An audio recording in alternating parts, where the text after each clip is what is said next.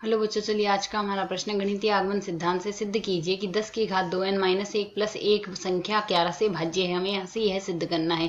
तो इसे सिद्ध करने हेतु हमारे पास यहाँ से हमारी मुख्य अवधारणा कार्य करेगी। मुख्य अवधारणा यहाँ से हम लेंगे। गणितीय आगमन सिद्धांत से सिद्ध करना है तो पहले n बराबर 1 हेतु सिद्ध करेंगे। उसके बाद हम n बराबर k हेतु मान लेंगे। दिया गया कथन हम यहाँ से सत्य है। अब यदि हम यहाँ से n बराबर k प्लस 1 हेतु दिया गया कथन सिद्ध कर दे तो यह हमारे पास कथन गणितीय आगमन सिद्धांत के से n के प्रत्येक मान के लिए सत्य होगा। अब यदि n बराबर 1 हेतु देखें तो 10 की घात 2 - 1 10 बन गया, प्लस 1 बराबर आ जाएगा हमारे पास 11। तो हम जानते हैं 11 11 से भाज्य है। तो यह हमारे पास जो कथन है n बराबर 1 हेतु सत्य हो गया। अब यहाँ से हम मानेंगे n बराबर k हेतु। n बराबर k हेतु हम यहाँ से मान सकते हैं 10 की घात 2k - 1 प्लस 1 संख्या 11 से भाज्य है। यह हम यहाँ से मान के चल रहे हैं। अब यदि यहाँ से यह हम मान के चल रहे हैं तो हम यहाँ से n बराबर k प्लस 1 हेतु सिद्ध करेंगे। तो जब हम n बराबर k प्लस 1 हेतु सिद्ध करेंगे तो यह मान हमारे पास क्या आ जाएगा, n बराबर k प्लस 1 हेतु।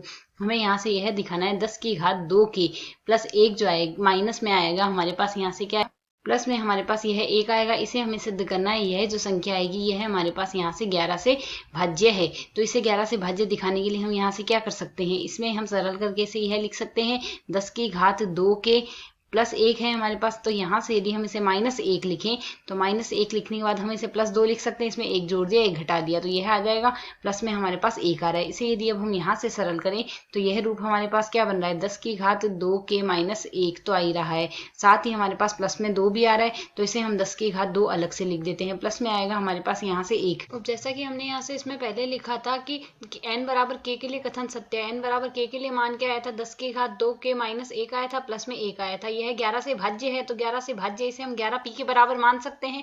यदि हम इसे यहाँ से 11 p के बराबर मान ले तो 10 की घात 2 के -1 यहाँ से हमारे पास लिखा क्या जाएगा, 11 p माइनस में 1 आ जाएगा। यह मान हम यहाँ प्रतिस्थापित कर दे तो 11 p - 1 गुणा में आ रहा है हमारे पास 10 की घात 2, प्लस में आ रहा है 1। इसे यदि अब हम यहाँ से सरल करें तो यह पद हमारे पास क्या बन जाएगा, 11 p और इसके गुणा में 10 की घात 2 है और माइनस में आ रहा है 10 की घात 2 अर्थात 100 होगा और प्लस में 1। इसे यदि हम सरल कर ले तो 11 p गुणा में आ रहा है हमारे पास यहाँ से 100 और माइनस में आ रहा है हमारे पास यहाँ से 99 आ जाएगा। अब यदि इसे हम सरल करेंगे 11 यदि हम उभयनिष्ठ ले ले तो यह आ जाएगा 100 p माइनस में हमारे पास 11 उभयनिष्ठ ले लिया, 9 शेष रहेगा 99 में, अर्थात यह जो पद आ रहा है यह भी हमारे पास हम लिख सकते हैं 11 से भाज्य है। यह हमारे पास 11 से। अतः यहाँ से n बराबर k प्लस 1 के लिए भी कथन सत्य है। अतः हम यहाँ से लिख सकते हैं n बराबर k प्लस 1 हेतु कथन सत्य है।